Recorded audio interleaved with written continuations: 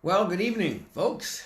Jerry Kaifetz here with another one in our ongoing series of live stream forensic Bible studies. And I think tonight's going to be a good one.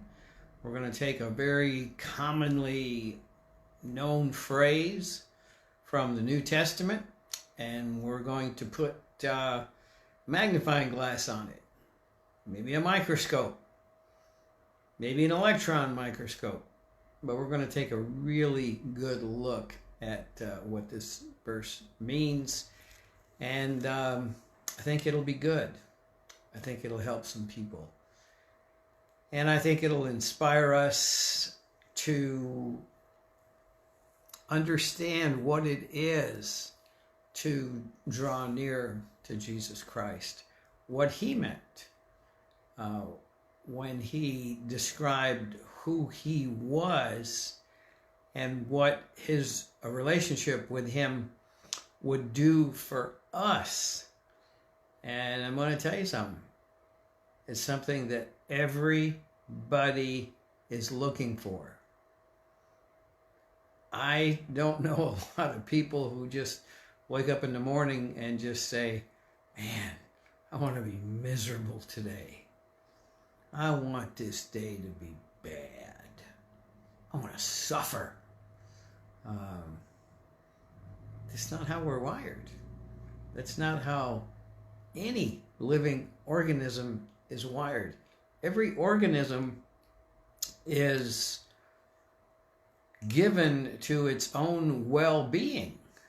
I see that in my German Shepherd, Cappy.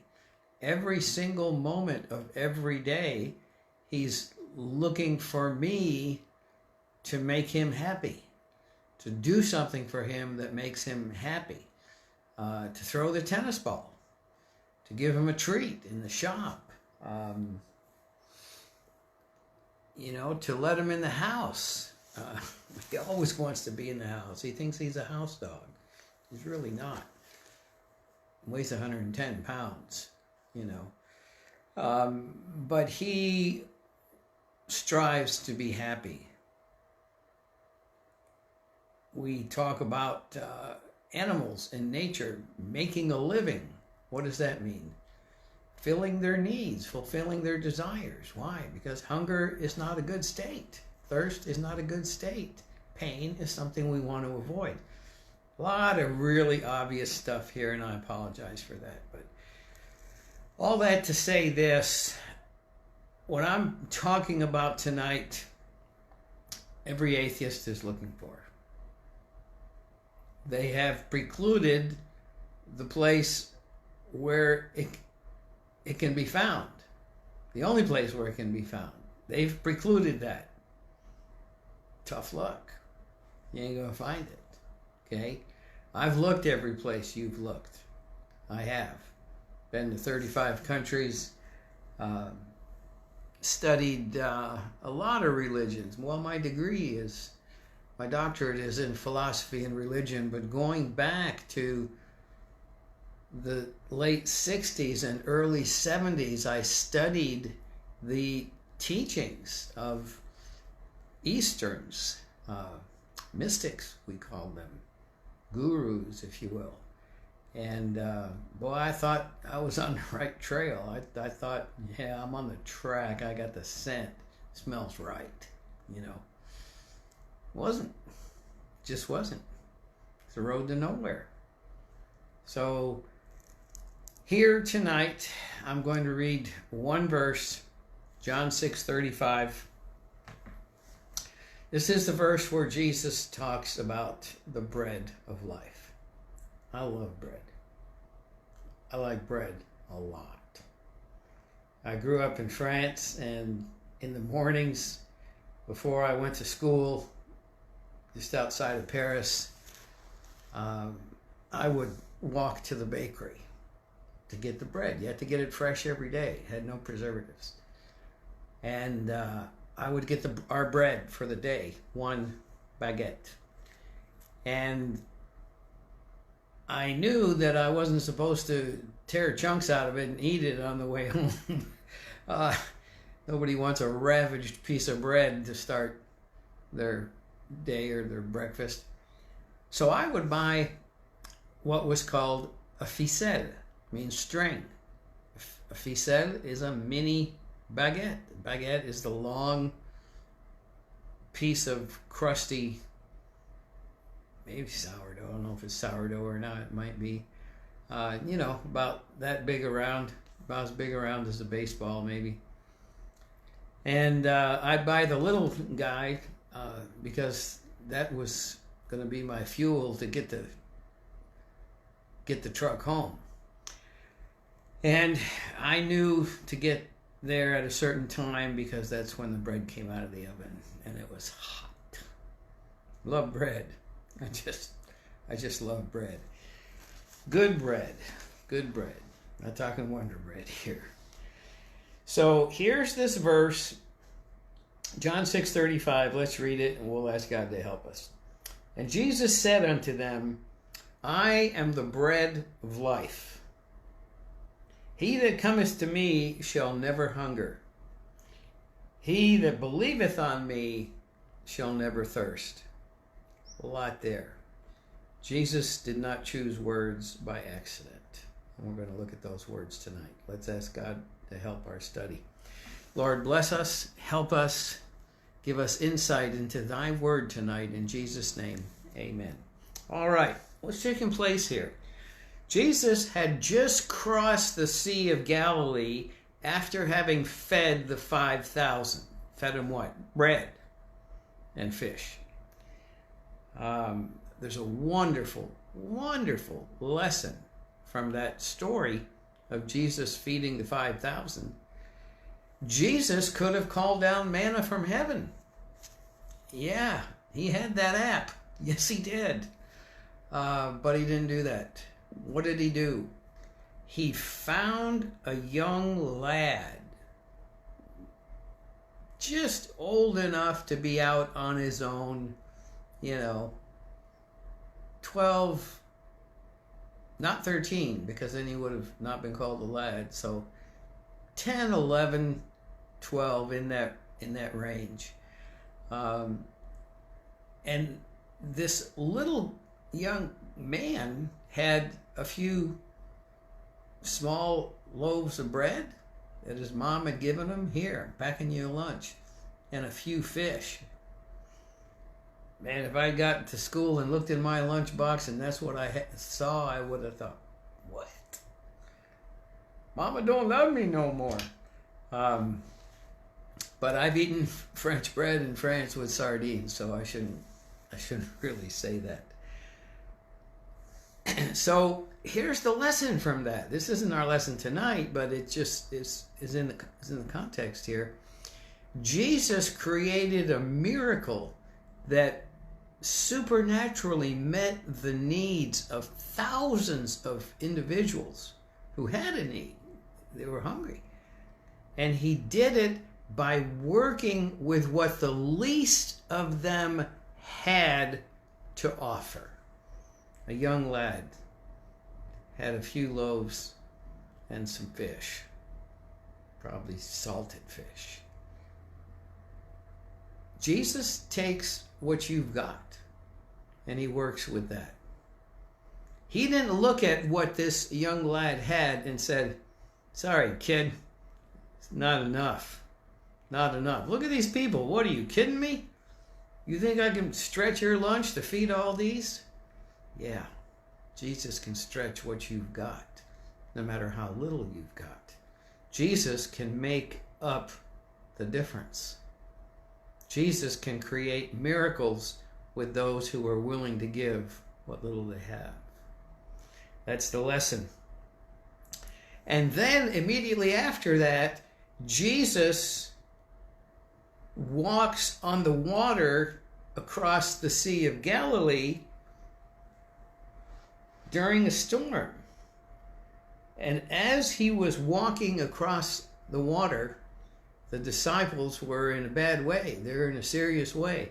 When that north wind came down off of Mount Hermon and that cold, heavier air sunk and just rolled down that mountain, it had no place to go but right out there across the Sea of Galilee, which is really a lake, maybe about, I don't know, just guessing here, 17, 18 miles across, something like that. I could be wrong there. I didn't look it up. Boy, that wind whipped up. That wind whipped up. I grew up on Lake Champlain, like many of you. And when that south wind came up that lake, up the Champlain Valley, between the Green Mountains of Vermont and the Adirondack Mountains of New York, you didn't want to be out there. You didn't want to be out there. I've been out there a whole bunch of times, and I know some of you have too. Small lake can really, really whip up winds. We've sailed in Lake Michigan, which is not a small lake. Seen the same kind of waves that I've seen in the North Atlantic, really, in storm season, fall. So Jesus walked on the water, and then the narrative says they received him into the ship. And all of a sudden, what? The storm was calm? It doesn't say anything about the storm. It says they weren't on the water anymore. They were there. So Jesus worked some kind of miracle there with space and time. Man, could we talk about that? Holy cow. And roll a little Einstein into it, E equals MC squared action. The time-space continuum. Time and space are artificial constructs. Time and space do not exist in God's universe. They don't exist in heaven. Why? Because time is a measure of deterioration, space is a measure of limitation, and there ain't either one of them in heaven. So time and space do not exist in heaven. What does that mean about heaven? What does that mean about how life transpires in heaven? Read my book, The Bench, A Heavenly Conversations, the book about heaven. So now that we've gotten the shameless plug out of the way, let's get on to our verse here. They received him into the ship, and immediately, quote, the ship was at land. They were there. Okay, another miracle. A lot of miracles happening in John chapter 6. And then we come to this. He talks about the bread of God, in which God comes down from heaven and gives life unto the world. And the analogy of life here is connected with bread. And then he says unto them, I am the bread of life. He didn't say, I bring the bread of life. He didn't say, I know where to find it. He didn't say that.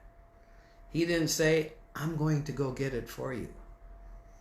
He didn't say, I'm going to bring you to the bakery. He didn't say any of those things. What did he say? He said, I am that bread. What bread? The bread of life. That's who I am. That's who I am. And he said that in response to this concept which he entertains here and describes of people seeking a sign. Cheap thrills. Yeah, people want that sign. Jesus, walk on the water. Jesus, heal this guy. Jesus, raise this guy from the dead. Jesus, feed the 5,000 with a lunch bag. Yeah, we want to see you do that, Jesus. And Jesus really is saying here, I'm about way more than that. I am the bread of life. Again, and this ties into a whole lot of things. Before Abraham was, Jesus said, I am. Whoa, little verb tense problem there, Jesus? You got your tenses confused? Nope. Jesus doesn't live in that time-space continuum. Einstein said that's the only way to understand this universe there's a relationship of time and space. There's also a relationship of matter and energy. E equals mc squared. Let's not get off on the deep end though, okay? So these things come together. Einstein had that vision as a physicist. Here, Jesus expresses that as God. I am the bread of life. What does that mean? What does that mean? The word bread is the Greek word artos. Artos. And those loaves of bread were kind of neat. They were not unleavened bread. They were leavened bread. The word artos in some instances means to rise. To rise. So we know that this was leavened bread. It had yeast in it. And it was a round loaf, but it was kind of like a pizza crust. Kind of like a piece of pita bread. It was round and about as thick as your thumb. And one of the reasons for that, now this was bread and flour, okay, and yeast.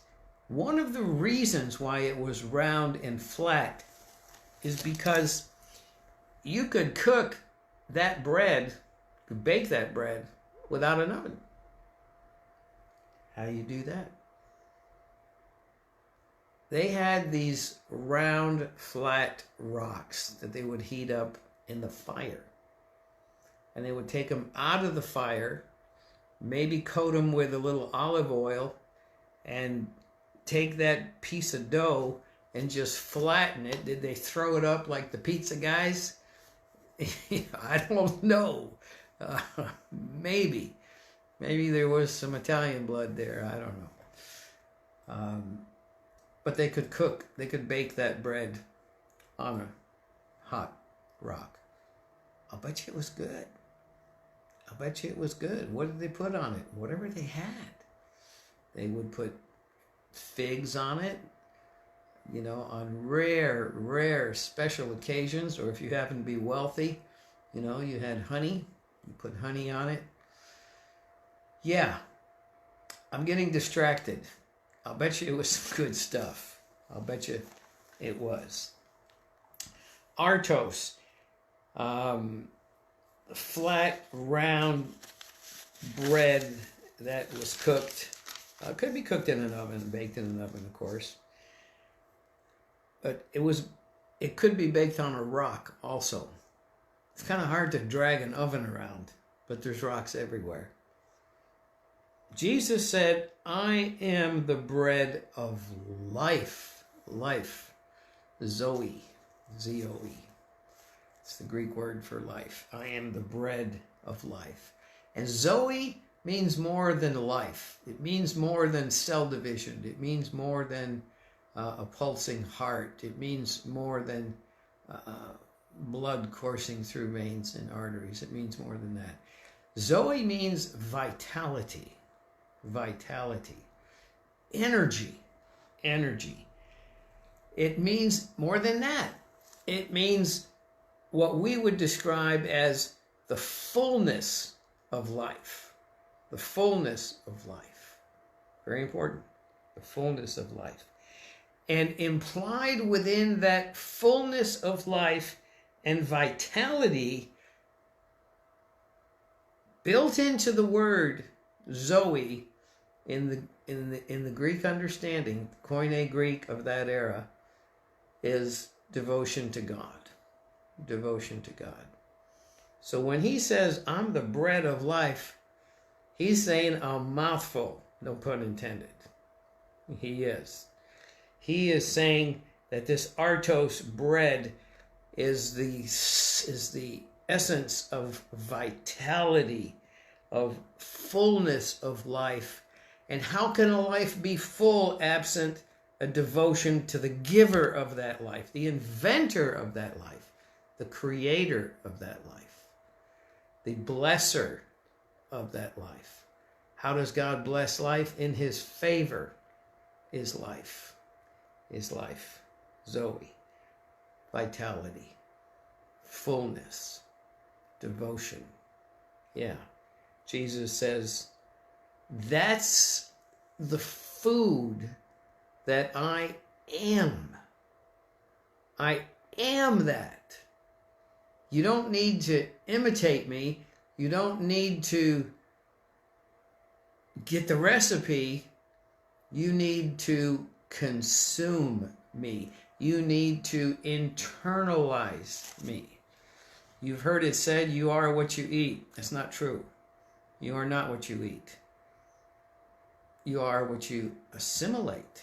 You are what your digestive system is capable of breaking down and assimilating and feeding down to the level of cellular transfer, osmosis into the cells to get those sugars and starches, carbohydrates and proteins through the cell wall into the cell, along with oxygen, and then that cell, yeah, boy, it's happy. It's happy. It's beating away. It's so happy. It does what people do when they're happy. They reproduce. They do. This is Zoe. This is what Jesus says he is. He is. He is the bread of life. And so he says, okay, now that we've got that out of the way, I'm the bread of life. He that cometh to me, he that cometh to me. Wow, there's just a lot there. And again, we find that the translation has fallen seriously short here. It's unfortunate, but it's a translation. I mean, they had the best translators in the world working from the Textus Receptus. That was the Tyndale Bible for all intents and purposes, about 80% anyway. And then they translated that into English in the 17th century under King James, although King James' mother screwed things up just by being who she was. She was Mary, Queen of Scots, and she was an Anglican queen, Catholic with a British accent. And so the translators were very fearful of offending her. And some of the translations, I believe, my personal opinion, were deliberately watered down and changed so as not to offend Mary, Queen of Scots. When Mary, Queen of Scots got offended, heads could roll, literally. So, he that cometh to me, cometh to me. This verb cometh is the middle voice of a primary verb, This goes way down. This has roots in the Greek language. And it's also present tense. Sometimes it's imperfect, which is about the same as the present tense. The imperfect is the present tense shifted over into the past. So either way, it's present tense. What does present tense mean in the Greek? It means continuing action. And without understanding that little grammatical element, there's some verses that you can't understand. He that sinneth knoweth not God. Did you ever sin? Guess you don't know God. Did I ever sin? Yep. Guess I don't know God. But wait a minute. I do. And I know you do, many of you. So what does that mean? He that sinneth knoweth not God. Present tense. Present tense. That means he who sins continually as a manner of lifestyle. Premeditated, continuing, ongoing, proactive, pre-planned, no intention of changing. That person doesn't know God. So there are times when we have to know the grammatical reality of the words that we're dealing with, particularly the verbs. So here, he that cometh to me, This implies not a one-time thing. That would be aorist tense. But it's not aorist tense. It's present. And it's maybe imperfect. I didn't look it up. It's one of the two, but they're both the same. So what does that mean? Coming to Jesus is a lifestyle. But wait a minute. You only get saved once. You're only redeemed once. So how can that act of redemption, salvation, be a lifestyle? Well, it's not. All right, so how do we make sense of this? Tune in next week, folks. No, we'll do it. We'll do it now. The word itself, cometh, means in reality to accompany. To accompany. If I accompany you, I'm coming with you. Am I not? So it's not a one-time thing. I'm coming with you wherever you're going. The disciples met Jesus on the Emmaus Road after the crucifixion. And I think after the resurrection, but before the ascension. And they journeyed with him all day. They accompanied him. They came with him.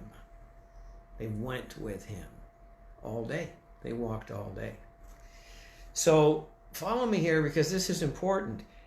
This means that when Jesus says, "He that cometh to me," that means he who literally accompanies me on a daily basis, who goes where I go, who walks as I walk, manner of life. Walk. Walk the walk. Don't just talk the talk. So here he is saying, John 6:35, I'm the bread of life. He that cometh to me, cometh to me. Well, wait a minute now. That adverb is to, not with. So it's not comes with me, which would be indicated by the word accompany. So we've got to include that in there. But it does say comes to me. To me. That's a daily thing. That's a daily thing. And let me tell you the dynamic. Let me tell you the process, how this works. We have sin in our lives because we're human beings. And we come to God in prayer. And all of a sudden, in his presence, the Holy Spirit says, whoa, whoa, whoa, before you get your Christmas list out here, you know you were really rude to that person today on Facebook. Maybe you need to take care of that. Oh, yeah, I probably should. So you do. And you feel better. And you come back and you draw closer to Jesus. And as you draw closer to Jesus, his light shines in those little dark corners and you go, uh-oh, I never saw that, Jesus.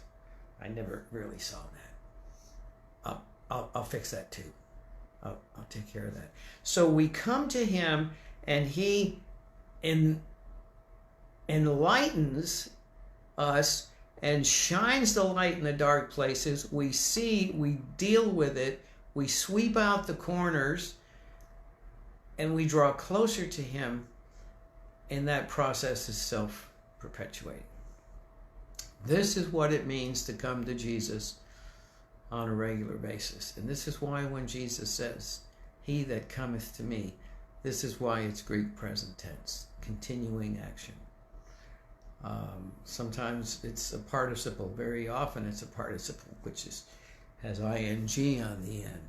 And so sometimes we have an emphasis like be coming to me, not just come with me, come to me, accompany me.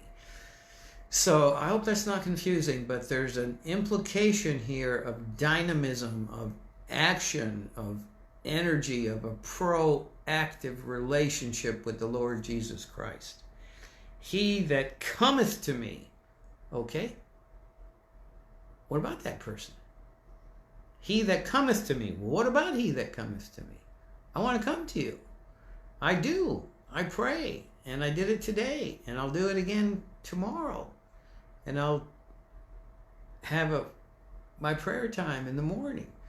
And it'll be a serious thing. And sometimes when I'm driving, often when I'm driving, we'll talk and I'll praise you, and on that goes. So what about that? What happens? I hate to be crass, but what do I get? Well, I don't care what I get. I'm going to do it anyway. And I know so many of you feel the same way. He that cometh to me, listen to this now, shall never hunger. Shall never hunger. Here we're departing a little bit from the analogy, from this reference mechanism here, this equivalence of Jesus and bread, because all of a sudden it's not just, here, let me slap some butter on this piece of bread and that'll take care of your hunger. No. It's like the woman at the well. He told her, he says, people that drink that water are going to be thirsty again. But I'm the water of life. You drink it once, you're never thirsty. This is what he's talking about here. This is what he's talking about here.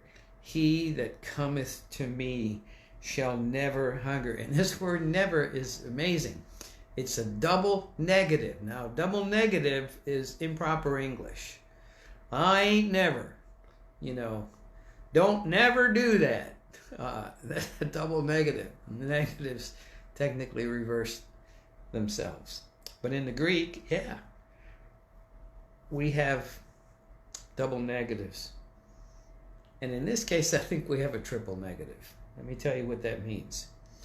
Jesus says, he that believeth on me shall never hunger. Never means by no means. No, not ever at all. That's what it means. You think Jesus was serious about that? You think Jesus was talking about a loaf of bread baked on a hot, flat rock? I don't think so. He's talking about himself. Yeah. And he was saying that when you internalize that, well, let's talk about what that means. When you consume it and it goes inside you and it assimilates down to the cellular level and animates and energizes and strengthens and brings fullness of life, that person shall by no means, no, not at all, ever hunger. Hunger for what? Hunger for truth. Hunger for peace. Hunger for love. Hunger for fulfillment. Jesus brings all that. He does. He does. And when you enter into that relationship, when you do what he said, when he says, read of me, learn of me, I'm meek and humble and lowly, learn of me. That gets inside you. It gets inside you. Since April 10th, 1983, when it got inside me, I've never walked around one time and just wonder if I'm going to be all right. Wonder if my life's going to turn out okay.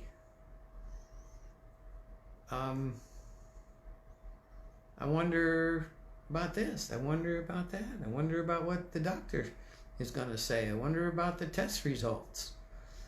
I wonder about my marriage. I wonder about my children. Once you do that, and we're going to develop this here in an awesome, awesome way. Just a moment here. Never, by no means, no, not at all, hunger. And that word hunger means to suffer want. To suffer want. To the point where we, and this is the phrase that we find in the expository dictionary of these Greek words. This word hunger means to suffer want. And here's the phrase that is the synonym for this word: to pine away. To pine away. Gwen and I sat in a nursing home room with a woman this week who was departing. And we were there in the early afternoon, and she didn't make it through the day. And there was nothing left there physically in terms of what we would describe as life, other than the fact that she was breathing. She had pined away. She had expended her life. And this is what this word hunger is talking about on a spiritual level. Now, this was a Christian lady, so I'm not making any kind of implication or assumption, and we rejoice in that. And we rejoice with the family for that. I am the bread of life. He that cometh to me shall never hunger. He that cometh to me accompanies me, walks with me, ministers with me, connects with me in prayer. That person shall never experience spiritual want. That's powerful. That's powerful. Powerful promise. And then he says this: and he that believeth on me believeth. And again, probably, possibly, the most serious mistranslation of the New Testament. Believe, faith, they're all the Greek word pisteuo, episteuo, based on the Greek root pistis, which means to entrust, to trust. And you've heard me say numerous times, to lack faith is to not find God trustworthy. Yeah, you don't want to do that. You don't want to communicate that to God, that he doesn't rise to the level of your requirements for trustworthiness. No, you don't want to say that to God. But faithlessness does say that to God. Because faith is trust, pisteuo, to entrust, to rely upon on the basis of persuasion. Persuasion of what? That God is who he says he is. That when he says, I am trustworthy, I am worthy of your trust. And when he proves it, that would be the cross. When he proves that love and that worthiness for your trust, we need to give it to him. And when we worry, we're not giving it to him. So what about this person who believes on me? That person shall never, what? Hunger? No. Thirst. Thirst. Yeah, like the woman at the well, the Samaritan woman at the well. that person shall never thirst. A longing for that by which the soul is refreshed, supported, strengthened. Wow. Wow. Buddha can't do that for you. No. The angel Moroni can't do that for you. The Jah of the Rastafarians can't do that for you. If he did, they'd be too stoned to know what was going on.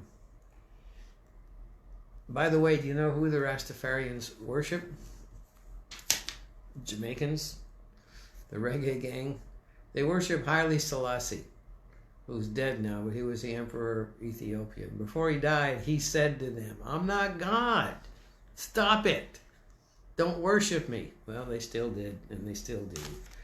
And they write reggae songs about him, and we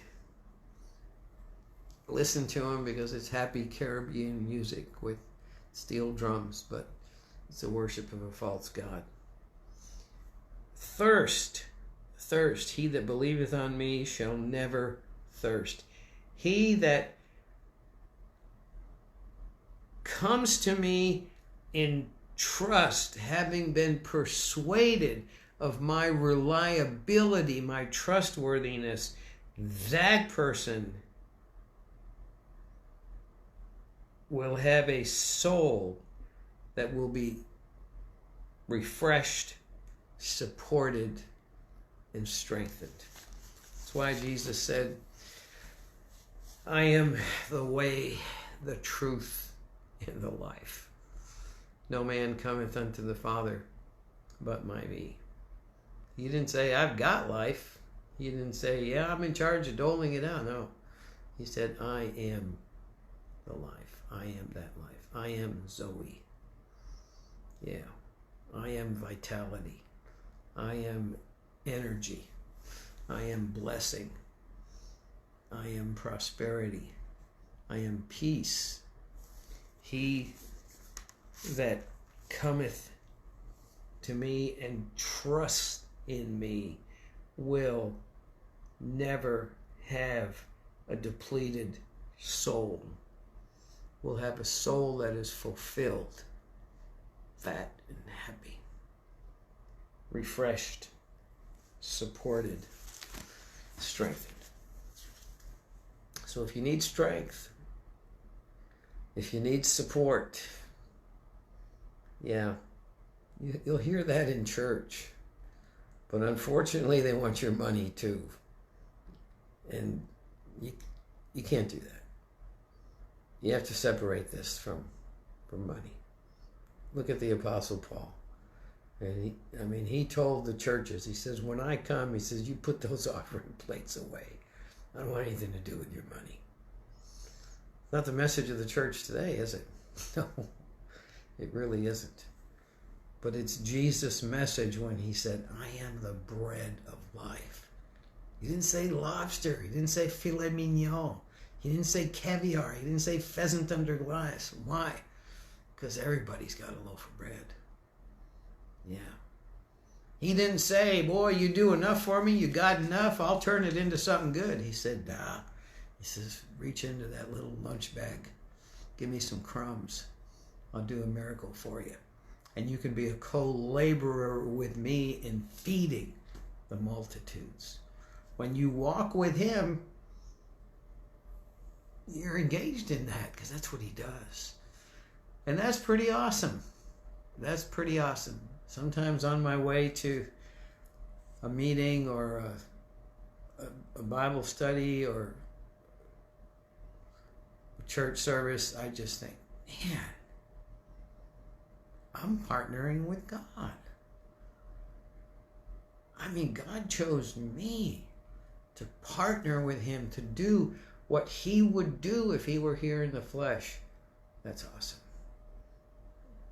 That's just a privilege that I can't even express, but it's there for you because he said, come, walk with me. Go where I'm going. See what I'm seeing. Do what I'm doing. Say what I'm saying. Pretty awesome way to live. Pretty awesome way to live. Jesus said, I am the bread of life. I am the bread of life. I can eat a lot of bread. And when it comes to Jesus, yeah, have me a little midnight snack tonight. I'll be eating that bread tomorrow morning before a lot of people wake up. Go out there, therefore, and do likewise, folks. You'll be blessed. You'll be blessed. You'll have what you're looking for. It's what we talked about at the very beginning. It's what the atheists want. That by which the soul is refreshed, supported, and strengthened. So there it is. Go get you some. Thanks for watching, folks, and we'll see you next week. Good night.